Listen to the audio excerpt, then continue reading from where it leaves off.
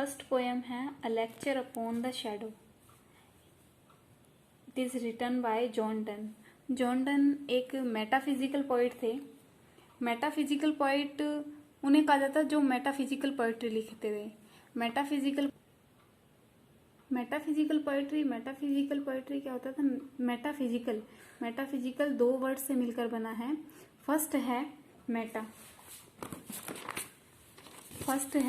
Meta और दूसरा word है फिजिकल। मेटा का मतलब है बियॉन्ड, यानी कि परे, दूर।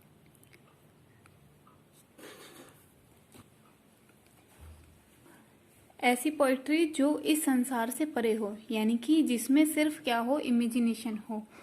जॉन डन एक मेटाफिजिकल पोइट थे और मेटाफिजिकल पोइट्स के बारे में ये कहा जाता है कि वो बहुत ही इंटेलिजेंट और बुद्धिमान माने जाते थे और उनके पास एक बहुत ही अच्छी समझ होती थी। जॉन डन का जन्म 1572 में हुआ और उनकी मृत्यु 1631 में हुई।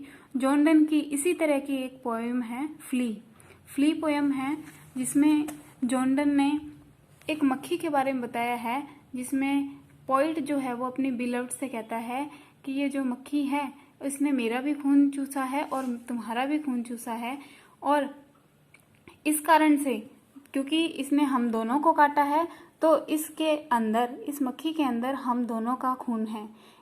जिस प्रकार से एक गार्जियंस का एक संतान में खून होता है, उसी प्रकार से हम दोनों का खून उस मक्खी के अंदर है। इस प्रकार से ये जो मक्खी है वो एक हमारी संतान के रूप में बन चुकी है।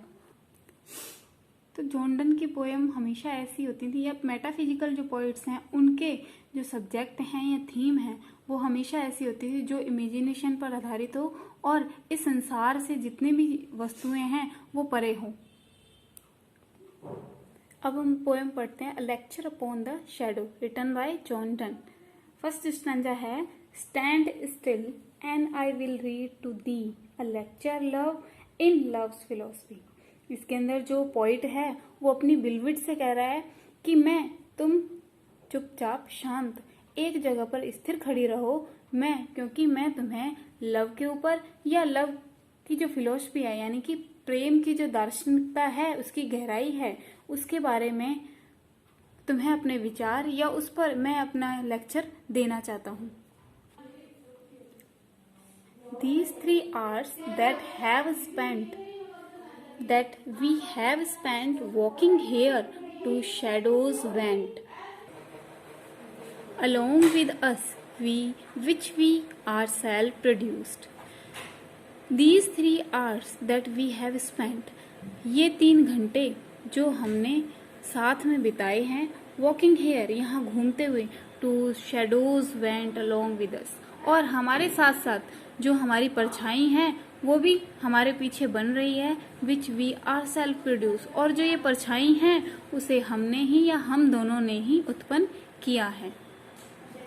ओके, आगे देखिए, but now the sun is just above our head, we do those shadows tread, and to brave clearness all things are reduced.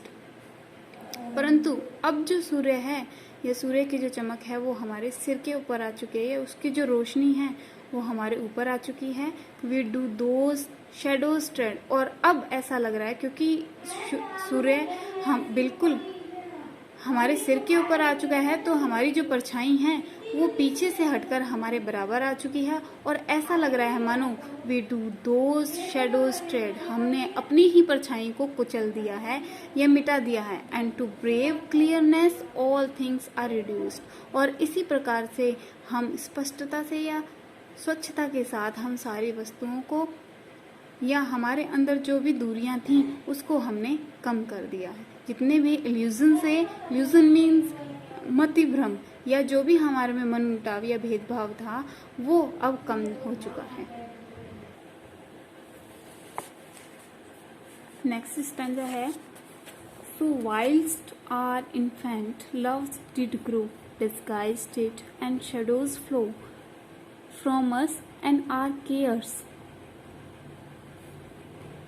So whilst, और इस दौरान जो हमारा प्रेम है या शुरुआती प्रेम था, इन्फेंट मतलब वैसे शिशु होता है, लेकिन यहाँ पर शुरुआती या प्रारंभिक से लिया गया है, इनिशियल स्टेज से लिया गया है।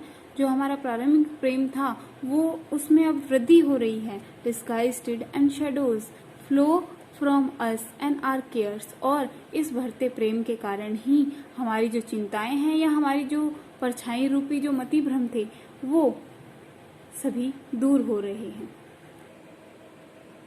But now it is not so, परंतु अब ऐसा नहीं है।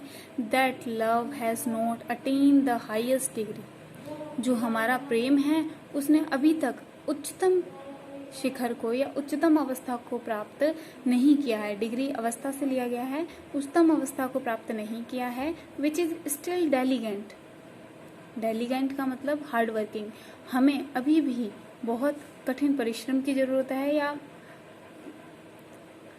मेहनत करने की जरूरत है। लेस्ट अदर्शी, अन्यथा या वरना हमें दूसरे देख न लें या दूसरे इस चीज को पहचान न लें कि हमारे अंदर क्या क्या कमियां हैं और हमारे अंदर क्या क्या दूरियां हैं। इस कारण से हमें अभी भी डेलीगेंट होने की या हार्ड वर्किंग रहने की जरूरत है, क्योंकि अभी भी हमारे लव ने उच्चतम अवस्था को प्राप्त नहीं किया है।